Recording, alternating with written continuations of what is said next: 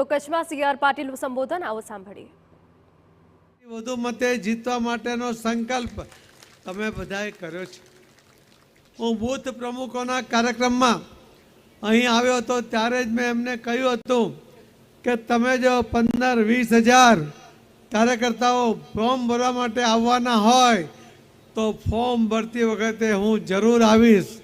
અને મને આજે લાગે છે કે 20-25 હજારથી પણ વધારે આજે કાર્યકર્તાઓ વિનોદભાઈના અને ભારતીય જનતા પાર્ટીના તરફેણમાં આજે ઉમટી પડ્યા છે।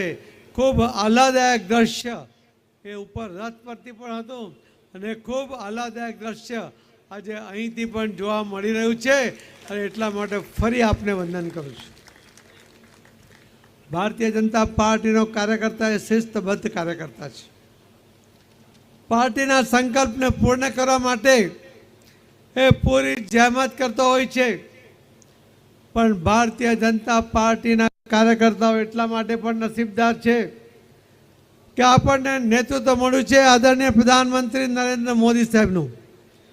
મોદી સાહેબ સંગઠનમાં હતા, મુખ્યમંત્રી બન્યા અને પ્રધાનમંત્રી બન્યા, પણ ગુજરાતનો અને ગુજરાતમાં કચ્છ પ્રત્યેનો એમનો પ્રેમ થોડોય ઓછો થયો નથી। કચ્છની જે દુર્ઘટના ઘટી, ધરતીકંપને કારણે 10,000થી વધુ લોકોના મૃત્યુ થયા। આખા દુનિયામાં 2 જગ્યાએ આવા મોટા હાદસાના એના માટે સ્મૃતિ માટે કંઈક બનાવ્યું છે। આજે આપણા દેશમાં મોદી સાહેબે પહેલીવાર એ ધરતીકંપની ગંભીરતા એની તારાજી એ લોકોને વર્ષો સુધી યાદ રહે અને એમાંથી કચ્છ કેવું તારા થયું અને ફરી કેવું આ કચ્છીઓને કારણે ઊભું થયું એનું ત્રાદશ્ય દ્રશ્ય એમણે આ સ્મૃતિ વનમાં એમણે ત્યાં બનાવ્યું છે। જેટલા લોકો આવશે એટલા લોકો એક ઝાડ રોપે, એના દ્વારા સ્મૃતિ વનમાં એક મોટું વન બને, એની જે મોદી સાહેબની કલ્પના છે, મને લાગે છે કે આ વનની જગ્યા ઓછી પડે એટલા બધા લોકો એ સ્મૃતિ વનમાં આવીને એ જોઈ રહ્યા છે।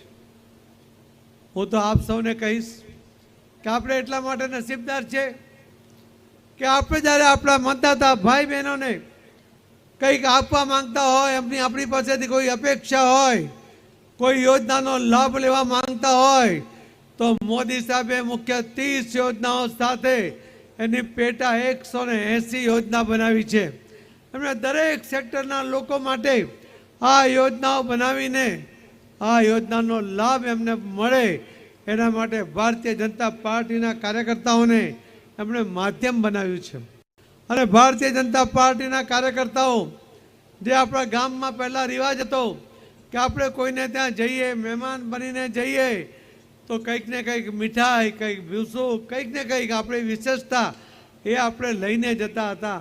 આજે આપણે આપણા મતદાતા ભાઈ બહેનોને મળીએ છીએ ત્યારે આપણે મોદી સાહેબે આપેલું આ ભાથું, આ મીઠાઈ, આ યોજના રૂપી મીઠાઈ લઈને આપણે આ મતદાતા ભાઈ બહેનોને એમની જરૂરિયાતને પૂર્ણ કરવા માટે એને મદદ કરી શકીએ છીએ, કેમ કે મોદી છે અને મોદી છે તો મોદી સાહેબે આ દેશની કાયાપલટ કરી નાખી છે।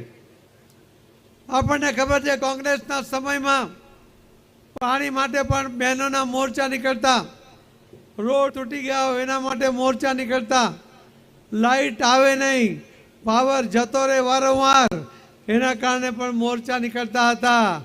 મોદી સાહેબ આવ્યા પછી ભારતીય જનતા પાર્ટીના શાસનમાં એક પણ મોરચો કોઈએ કાઢવો પડતો નથી। એ મોદી સાહેબની દેન છે। એ ભારતીય જનતા પાર્ટીના કાર્યકર્તાઓના કુશળ વહીવટને કારણે જ્યાં અલગ અલગ બેઠા છે, એ સરકારમાં હશે, સંગઠનમાં હશે, તાલુકા પંચાયત, જિલ્લા પંચાયતમાં હશે, સહકારી ક્ષેત્રમાં હશે, દરેક જગ્યાએ ભારતીય જનતા પાર્ટીના કાર્યકર્તાઓ એક કુશળ વહીવટદાર તરીકે પારદર્શક વહીવટ આપવાને કારણે લોકોમાં પોતાની લોકપ્રિયતા પણ ઊભી કરી છે। પાર્ટીની એક ઇમેજને પણ ખૂબ એમણે સુધારી છે।